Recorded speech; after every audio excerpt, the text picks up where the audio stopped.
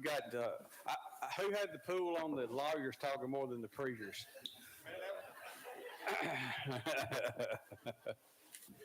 All right. Once again, I want to thank you guys for being here. Give me just enough time to get down, and we'll start with Chris on the introductions. I'll give you the go, okay?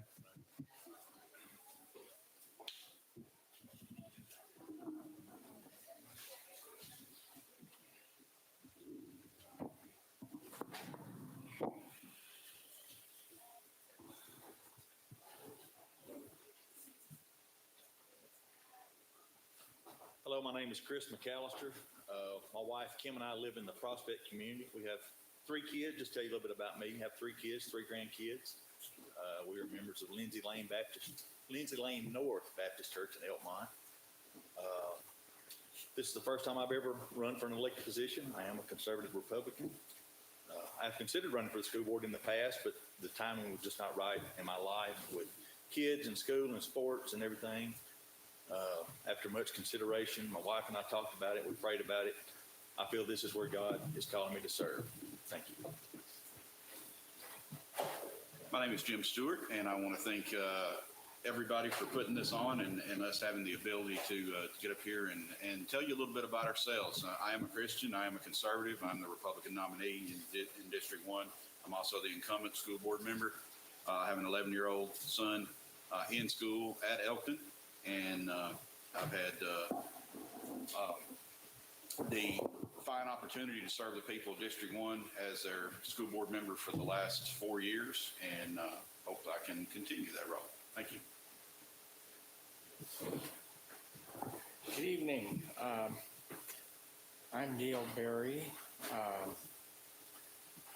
I appreciate the opportunity to come and talk to you tonight. I'm impressed that so many civic-minded people could take the time to come and spend their evening listening to people talking about important civic issues. I'm a relatively recent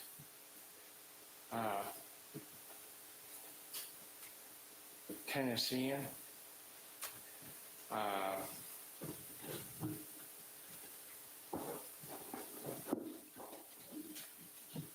I've come to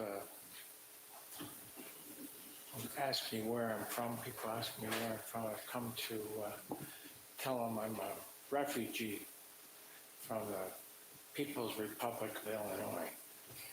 And I can tell you I'm very happy to make the decision to come to the great state of Tennessee.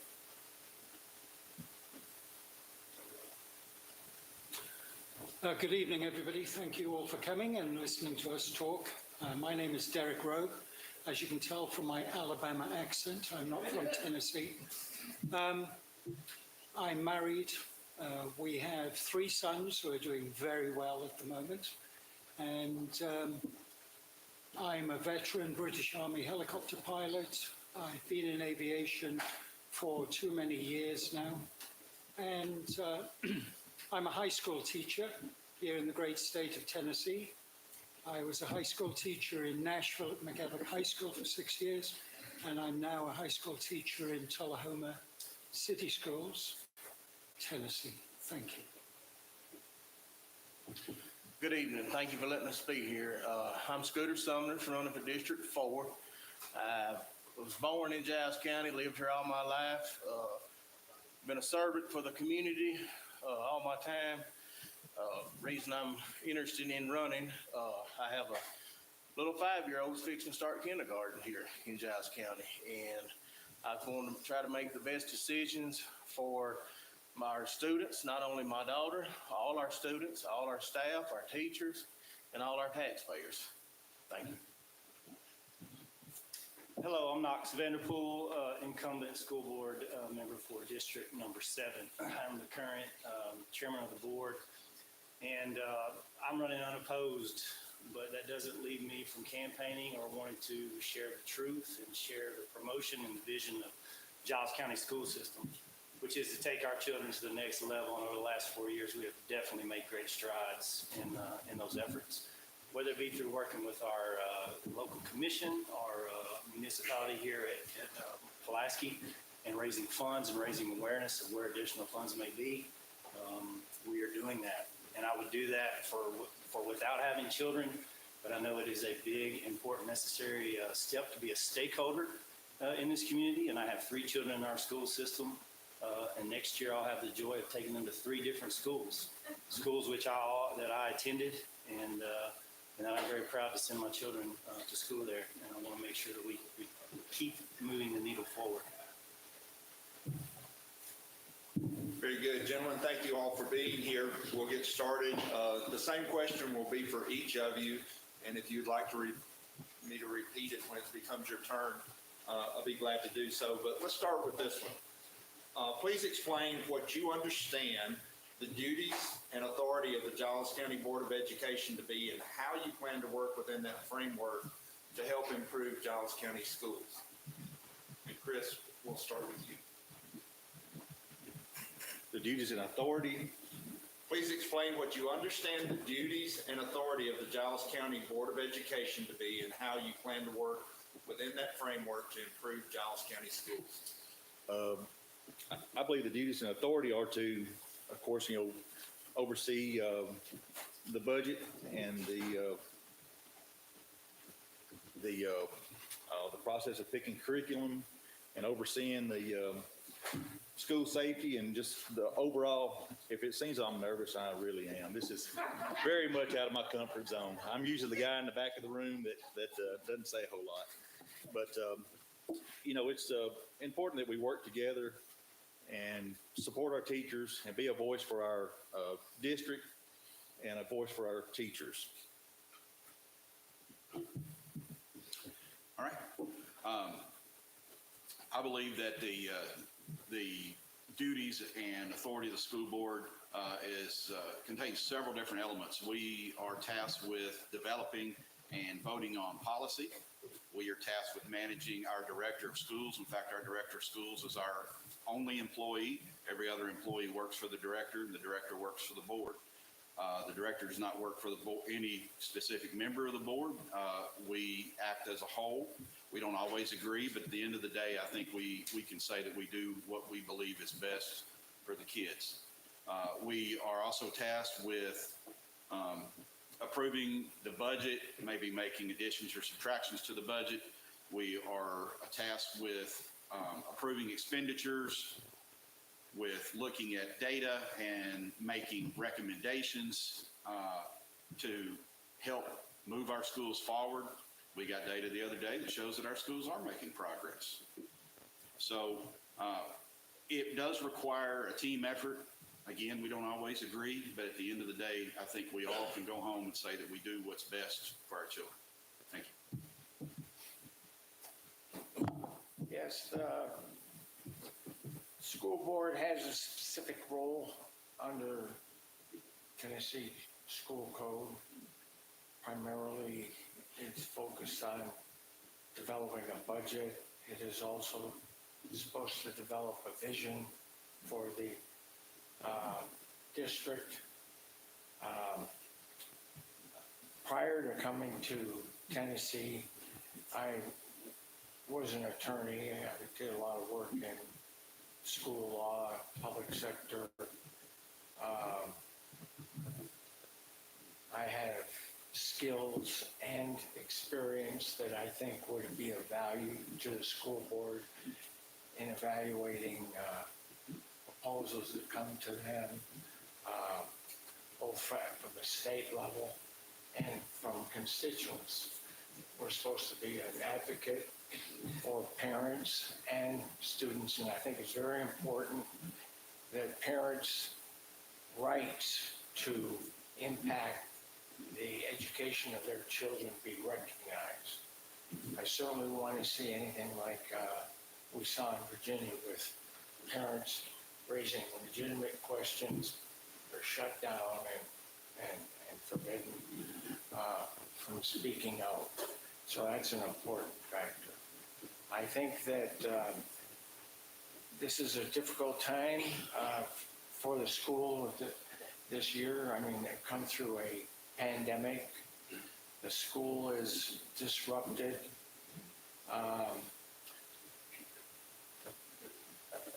every school is as good as its faculty, and that's something that we got to take into consideration. And the other factor is the curriculum and the lesson plans that are implemented.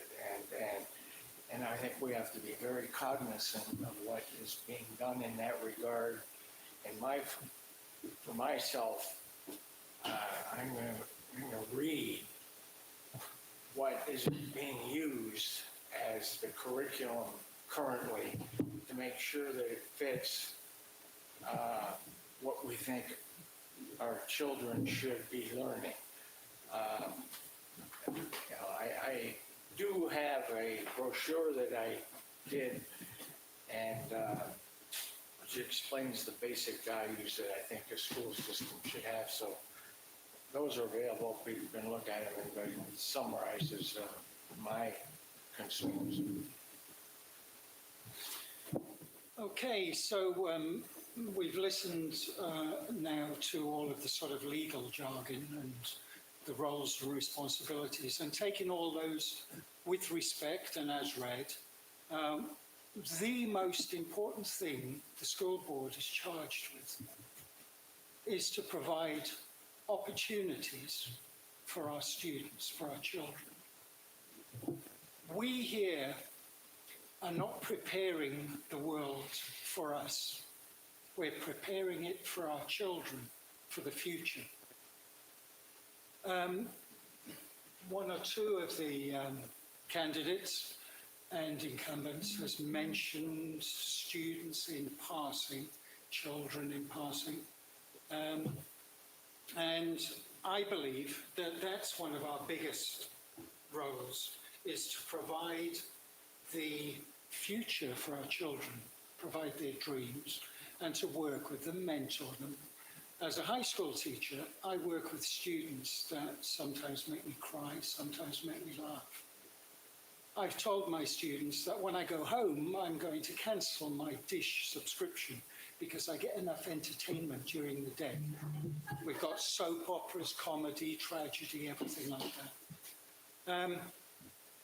Our other job is to work with the public, to make sure that the public and the community, including industry and government, work closely with the school board to make our job as easy as possible.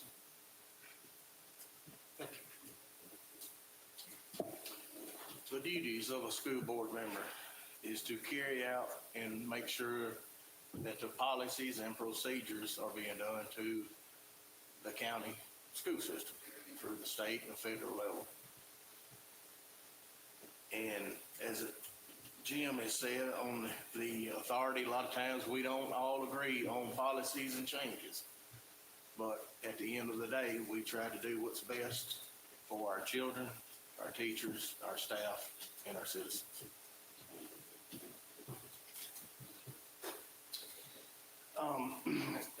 Authority in here, Jim did hit it, that we have a single authority, and that is to basically with the checks and balances of mainly our director of schools. And he's been part of a board that tried to correct an imbalance that we had there, and we've done that.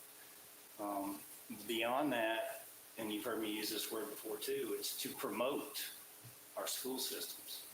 It is to promote how positive they are, how positive it is for our kids, to make sure that in that promotion we are educating our community and letting folks know how they can help and how they can be a part of that positive reinforcing education. As we're tasked with listening to our constituents and listening to those within our district, and a lot of times with those outside of our district, then we have the ear to try to bring some of those questions and whatnot to the table.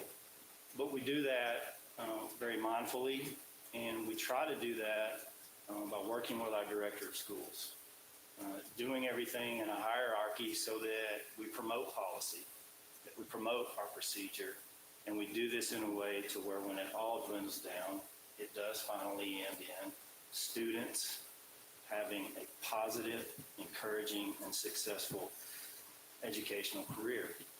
And in that, we've got to do that also for our teachers. So as we support our teachers and we support our students, then we follow up with our duties with our limited authority.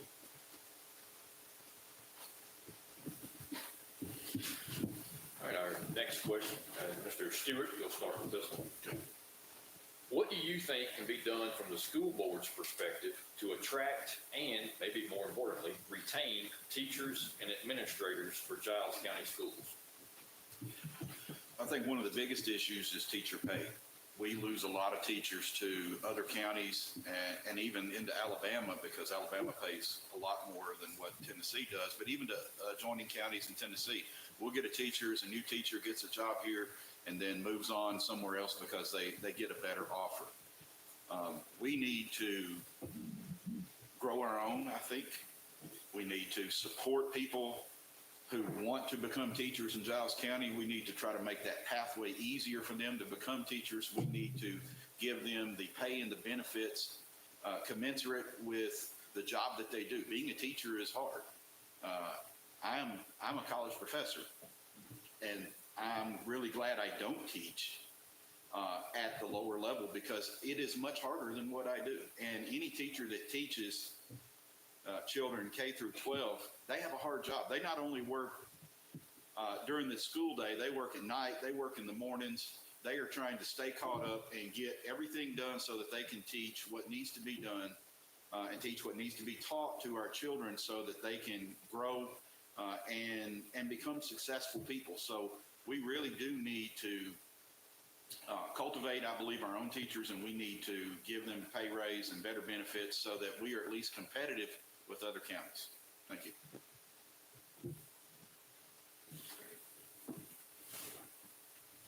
Well, I have represented teachers, and I understand the significance of pay. But I think much more important than pay is the culture in which they teach. And good teachers are people who want to teach children. They think of creative ways to interest their children, their students, and the good teachers are one that can motivate them to learn. I think one of the biggest problems has been the kind of one-size-fits-all lessons plan that has become dominant in the last several years, and that turns off. And the other thing is there should be no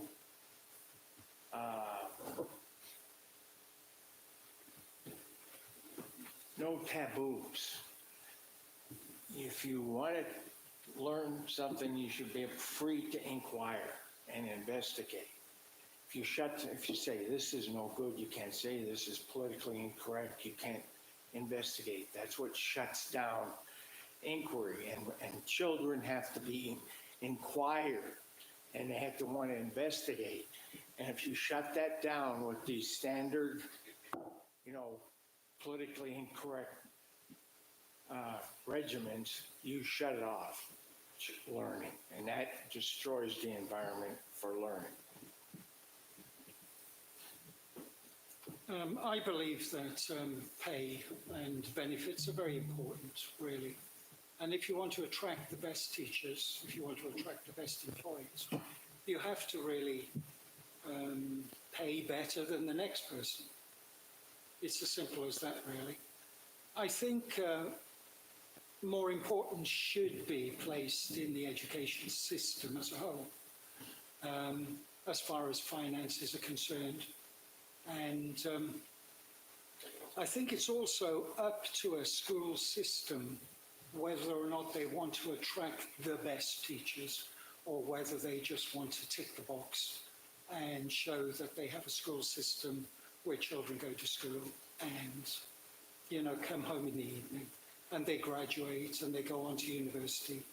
But I think if a school system is really invested in their students, they should offer the best pay, retention, working conditions to attract those teachers.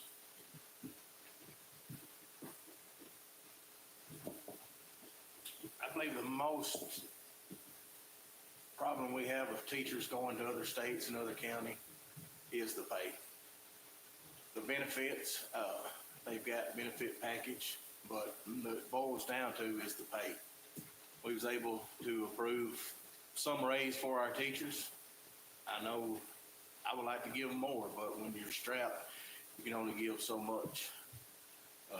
But we've got to compensate our teachers for the product we get out of our children.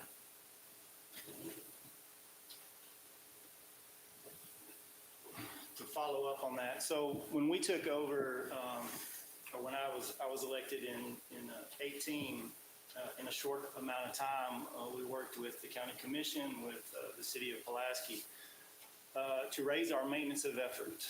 You'll hear that a lot. It's a big term in education. And in doing so, we were able to give our teachers a significant raise and reset our pay scale for the first time in a long time. And raising the maintenance of effort the decision was made in the spring of 19. In doing so, it was the first time it had been raised in 11 years. So it was the first time there was really that big nudge towards teachers that we're going to pay you something of what you're worth. Well, next week, the county commission will hopefully approve what has been set for as yet another raise in maintenance of effort. And our current county executive and our current commission, all 21 of them, for the most part, have been very productive and been responsible for that happening. Also with the school board working hand in hand with them. Now, you can only get so much blood from returning it, right? We can only squeeze so much out. We can only get what we can get from it. And that's where we're at a crossroads here. You know, Giles County is special. It's blessed. It's unique. We're kind of locked in with what we can get. I go to the lake over at Tim's Ford.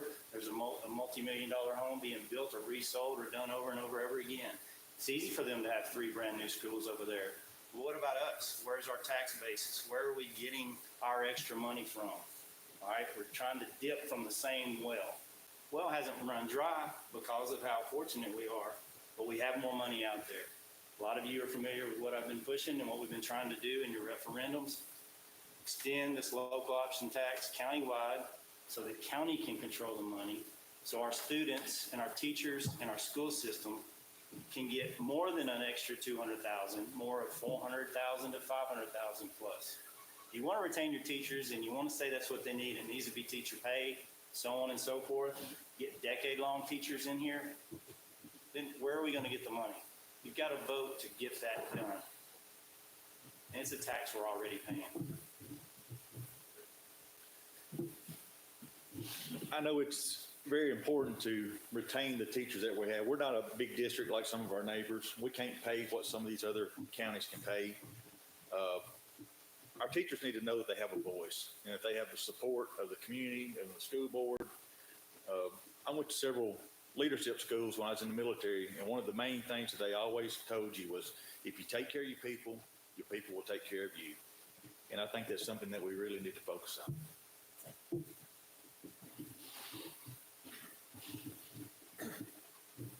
While opportunity for inquiry is a portion of education, guidance and instruction are priority. What would be your expectations of the curriculum taught to our students in Giles County, and how do you think the school board can work with administrators to make sure the board's overall expectations are met?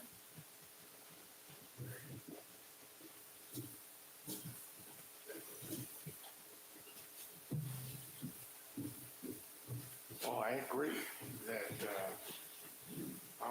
opportunity for inquiry is a key factor. It's very important that education not be indoctrination,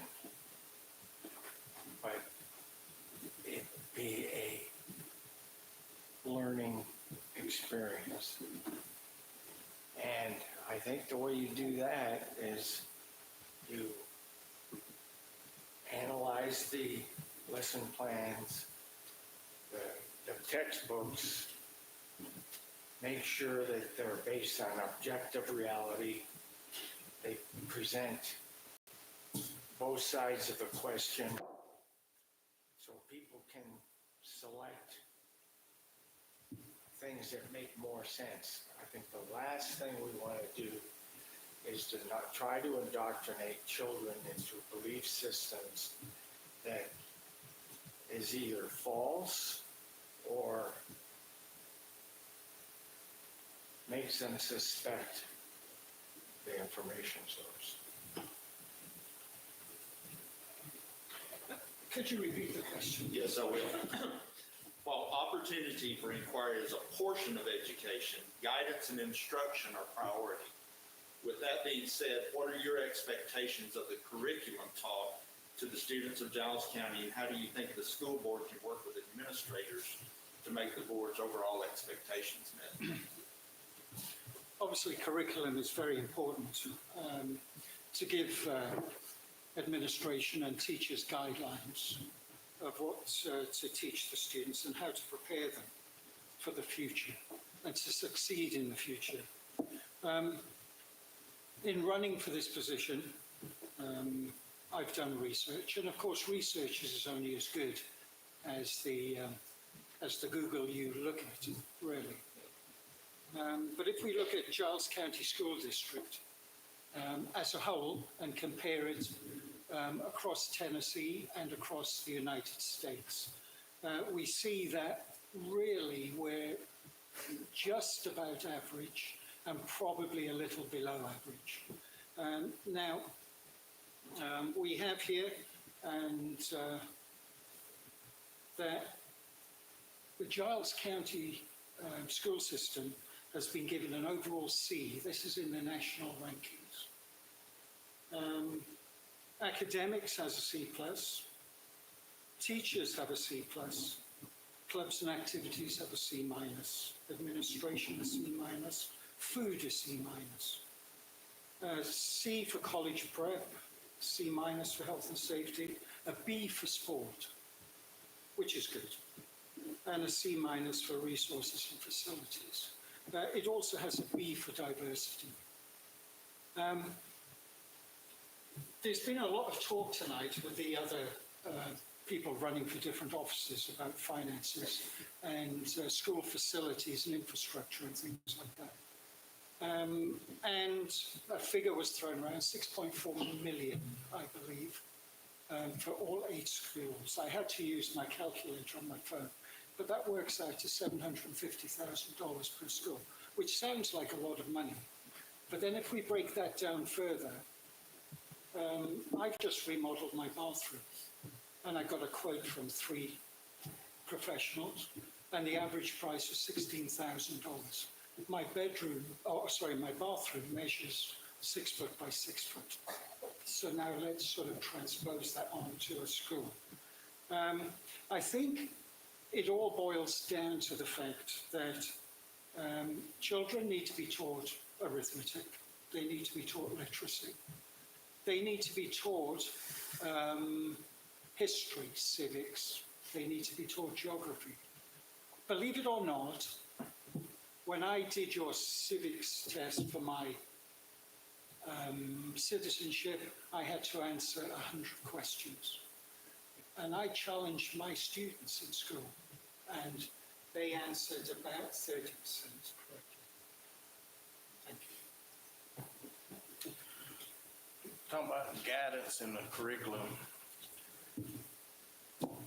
When I come on to the board, appointed in the board in January, little new to me, the curriculum. Of course, a lot of the curriculum is offered by the state, different divisions, different packages, and you have to choose what the state offers you.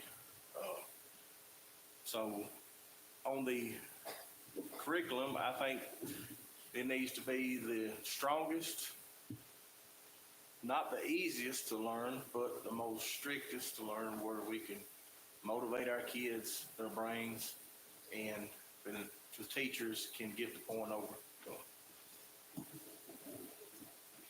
Mr. Rowe, that state report card that you have printed off, is that the 2021 report card? It is. Okay, so that comes after COVID slide and everything else. Again, back to promotion. So I'm going to promote the best side of Giles County Schools, not what was just over a year old and after an absolute catastrophe in our world. The 6.4 million, that that services mainly 42% of our schools. It's not all 8 schools. It does provide the schools that have to wait for phase 2 that you heard Mrs. Green talk about, which would be the larger number of 20 million, probably looking at a bond or what's going to take from that. So that 6.4 is not for that. It's not for all 8 schools. It's not what's necessary. You want to talk just those numbers and renovations. We went through a very strict, actually about a 6-year process where we went from who we thought was going to renovate our schools to do we need a new school to what the case may be. And after architects, engineers, firms, and going through this and that, we finally got with someone we landed on that the commission and the school board relied upon. And that's $90 million price tag for all 8 of our schools.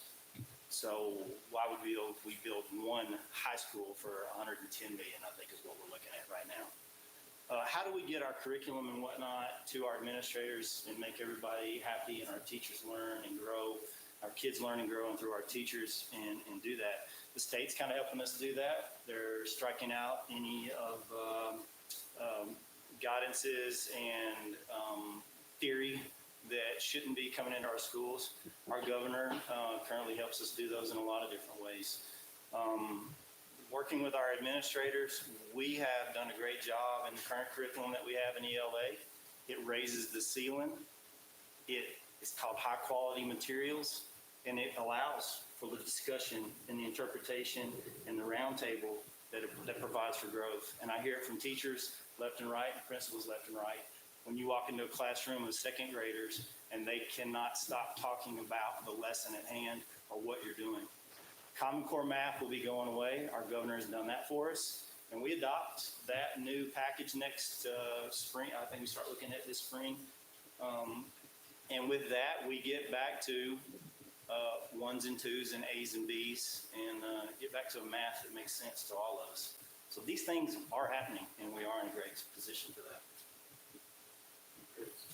Yeah, that's good to hear. I know we need to continually try to review our curriculum. Like Scooter said, I think a lot of it is, my understanding is state approves. You're kind of limited somewhat as to what you get. But we need to do a thorough job of reviewing it, making sure that it's appropriate for our children and that it is what our teachers need to be successful in teaching them.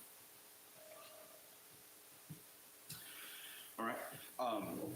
When we talk about curriculum, I think we need to think about several things other than just necessarily the content of the curriculum.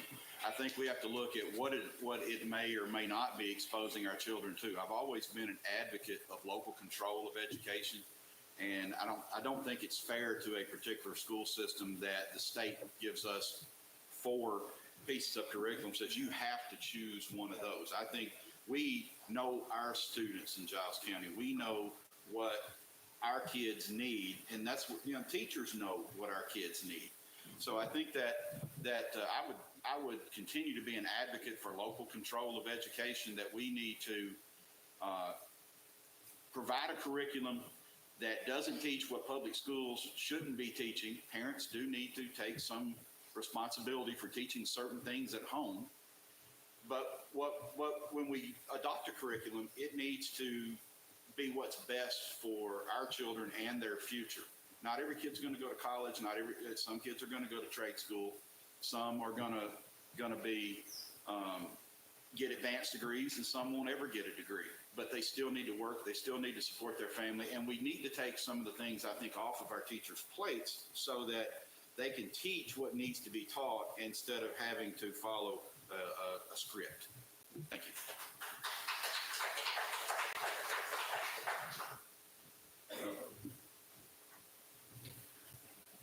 Next question, we'll start with Mr. Rowe. Schools receive their funding from county, state, and federal sources. At times, public perspective has been that the budget is formulated with a top-down approach with the classroom at the bottom. How would you address that perspective? And how do you fund the classroom first and then flow upward through administration, or is that possible? I think it is possible. I don't know if you're aware of a program called Career and Technical Education, early college credit, working with universities. to give our high school students qualifications prior to actually graduating from high school. My program is funded partly by industry. I'm a career and technical education teacher. I teach aviation technology, and there is many other sources of income other than federal, state, and local, and those need to be explored. I know that the governor has just passed his education bill, and that was very attractive as well for individual high schools that offer career and technical education, and also relevant as well, looking at industry as a whole to see where the major shortages are across different industries. Obviously, cybersecurity is a big contender now, and aviation across the board.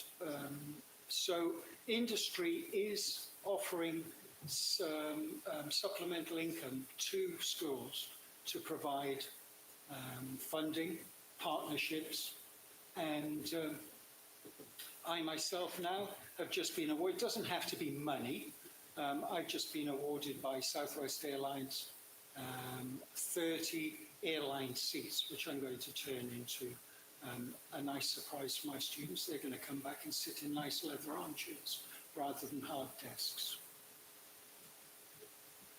Can you repeat one more time? Schools receive their funding from county, state, and federal sources. At times, public perspective has been that the budget is formulated with a top-down approach with the classroom at the bottom. How would you address that perspective? And how do you fund the classroom first and then flow upward through administration? Or is that possible? I would say on the budget that the classrooms are considered at the top, not the bottom. Because what this budget has is broad, starts at the teachers, the classrooms, the maintenance, all the above. So I think that the budget right now is starting in the classroom and working itself up to the administrative. Yeah, I'd have to disagree with that question or what it presupposes. I'll give you an example. You know, this year we added $200,000 in the maintenance of effort to our special ed department. That is a big increase. Where did that money come from, right? So we had to move things around, see where we are fiscally, prepare our budget in a different way, and then at the same time, we also had to go to the county commission to talk about the overarching maintenance of effort to help give our teachers the raise and move things up. So to say that we're at the top or starting at the top and dwindling down the bottom with the classroom there, it's the wrong supposition of what we're doing, from curriculum to the dollars spent to keeping our classroom numbers down, our ratios low, below the state maximum, I guess you would say, and to make sure that each child has that opportunity. There are times, I think we had a year where we had to engage in off-site instruction and help in special education, which that number has grown to, I think, close to 16% of our student population. And, you know, you want to pick and choose where the expenses are, who's getting paid, how is this getting done, so on and so forth, and throw some little bit of a conspiracy in there on what's going on with money. And it is being spent. Every time there is an opening for a dollar to be spent, that opening is filled with money because there was a need already there. And those needs start with our children first, no doubt. I really don't understand the full part of that question, but I know our board has done a lot to improve our schools, improve the quality of the learning environment, and to try to provide a healthy and safe environment for our children. And I think this is something we need to continue to build on. I don't disagree with anything that's really been said here in regard to this question, and I like the way that Knox framed his answer, because as a board, we are tasked with doing what we think is best for kids. And we do prioritize our budget to a certain degree where we are funding the classrooms. We're funding the things that our kids need in order to learn. Now, can there potentially be cuts made in a budget? I think any budget can be cut. But I think you have to look at where you cut budgets. And I don't think we should cut from teachers. I don't think we should cut from what is necessary in the classroom. If we have to make any cuts at all, I think it needs to be more at the top and less at the bottom, so that we need to focus on providing the services, the materials, and the assistance necessary for our teachers to do their job, to turn out the best possible product that they can, which is our children who, after we're long gone, they will be in charge. And so we want to train them up so that they, they do a good job, and they do things the right way as well. Thank you. Yeah, I agree with Jim in terms of the importance of local control over the curriculum and policy. One thing that we have to recognize, however, is the elephant in the room is the Federal Department of Education.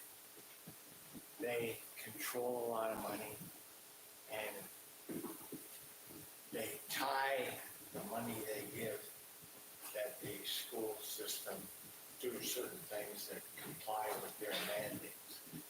And so we're going to have to be very much aware of these kinds of influences, because so long as they control the priorities for which they give money, it's going to be very hard to resist their influence.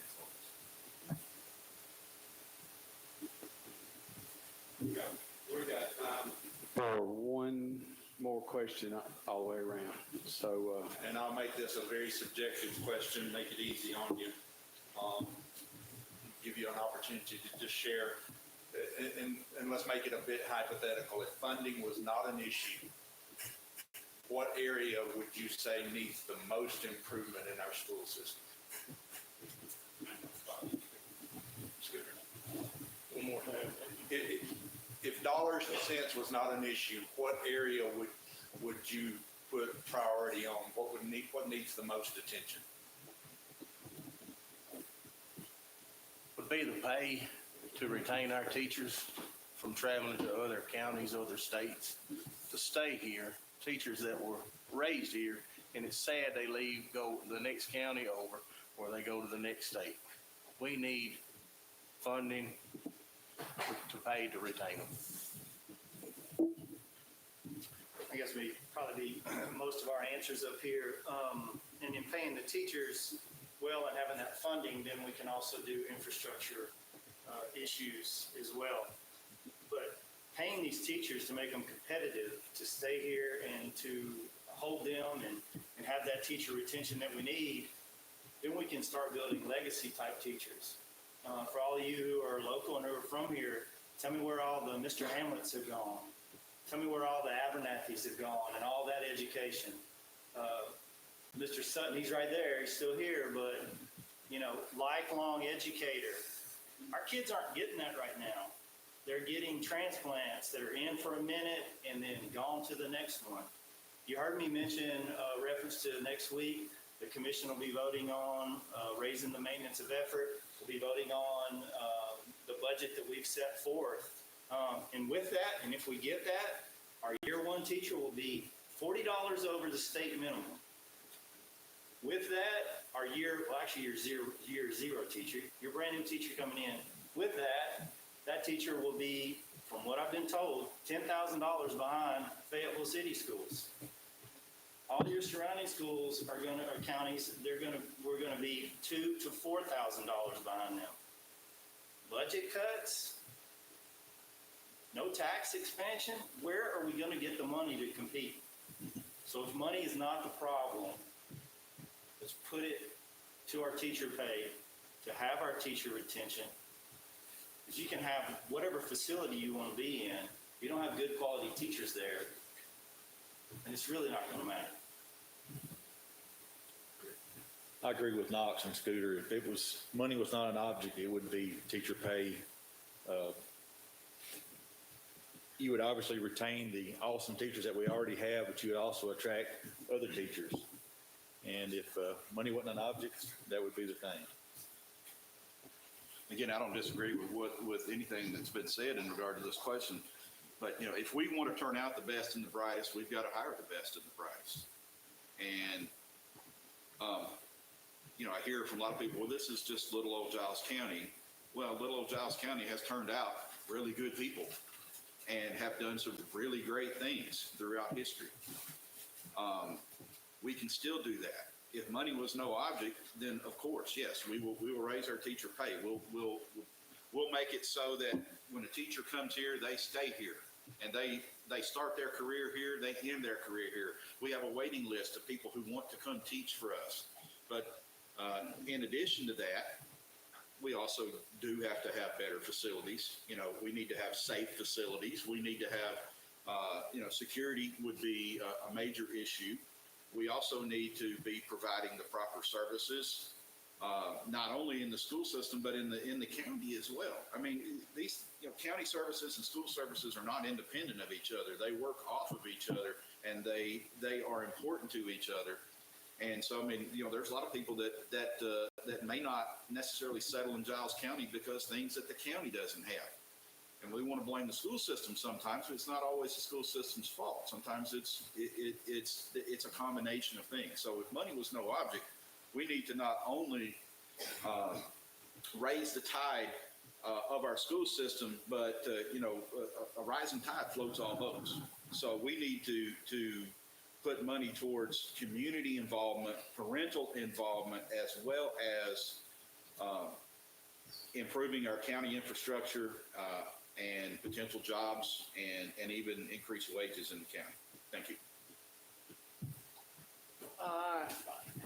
I agree. I think it's pretty clear that the quality of this education starts with the quality of faculty, and best faculty presumably will produce the best students.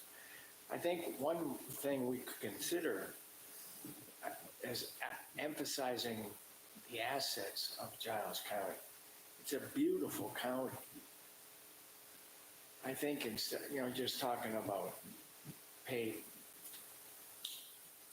per week or that, we should look at like reaching out to people and emphasizing or even facilitating people finding places to live that they would enjoy, that they couldn't find some other place. And, you know, it's just, sometimes you got to think outside the box. And people just don't necessarily care about what they make per week. But if they can get a really nice house near a creek, or those are the points that might have an impact. So yes, I agree with what most have said. Obviously, teacher pay is very important, and if I were to go against that, I'd obviously lose the teachers' votes. So that aside, as well as pay, and the actual question stated that if money was no limit, so I'd like to choose 28 things to answer. And that's not only in Giles County, that's across the country, really. As well as paying teachers very well, yes, absolutely. You've got to make sure that the teachers are doing the job correctly. So why don't we include administration with that?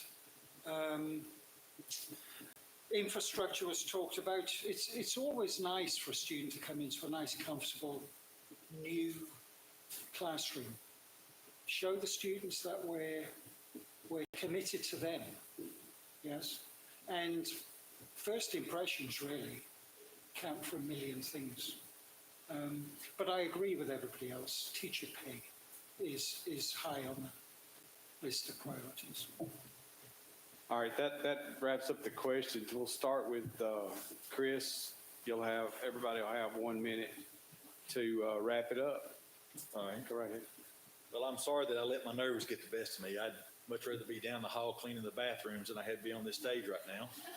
But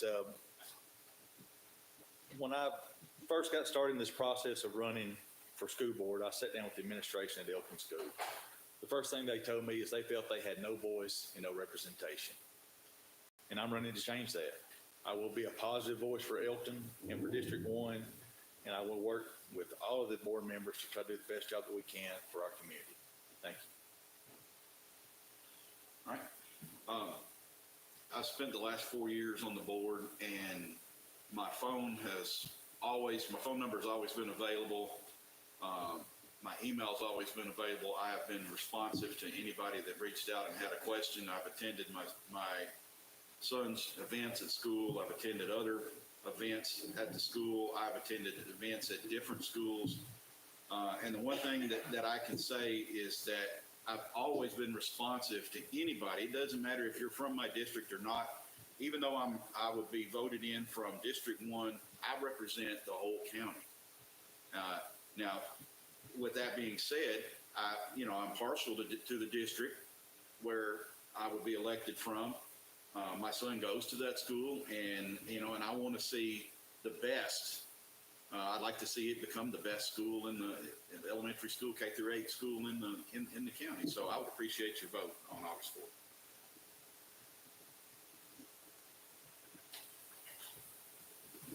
Yeah, I think I've been impressed with the cohesiveness of this group who will make up the board.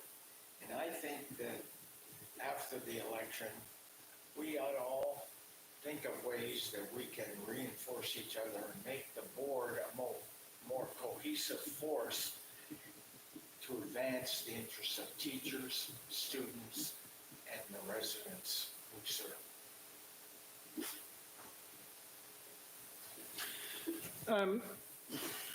I'd just like to thank everybody for listening to me.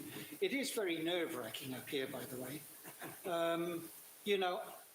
Being a teacher, I'm used to be standing up and walking around, and that's where I'm comfortable.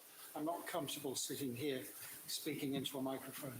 But I'm sure, and I respect the Giles County School Board for doing the job they've done so far. I think it could be better, and that's one of the reasons I'm running. This isn't about politics. Being a member of the school board is bipartisan. There is no partisanship in this. It's all for the benefit of the students, the teachers, the admin staff, and the public. Thank you very much. I'd like to close tonight and thank everybody here. And as I sit up here, I'm not running for this position for myself, not at all. I look back at my little 5-year-old girl. Not only her, but our other students, our children, your grandchildren, our teachers, our staff, our taxpayers. And if I can make an influence on this board to better our kids' education that only has 12 years to get it, I will be happy. Thank you, and I ask for your vote. To all those out there watching, to the folks here, we appreciate you all. It's been a wonderful night. It's great to see the interest and the devotion to it. I would call on our teachers, our teacher voters out there, to recognize those members of the board who have fought hard for you, who have gotten your back. Those of you who teach children who are children of members of the current board and potential board member coming up, I would encourage voters to look at folks who actually have skin in the game, local, and understand Giles County, and who really want to see a continuation of the progress that we've made, both as a school board, with our current director, with our current county commission and all the positivity and everything that we have done over these past 4 years and then some. Please talk with your constituents and your districts. Talk amongst the county folks and friends. Talk with your city folks and friends. And make sure that our teachers and our administrators and our students are the number one priority and nothing beyond that.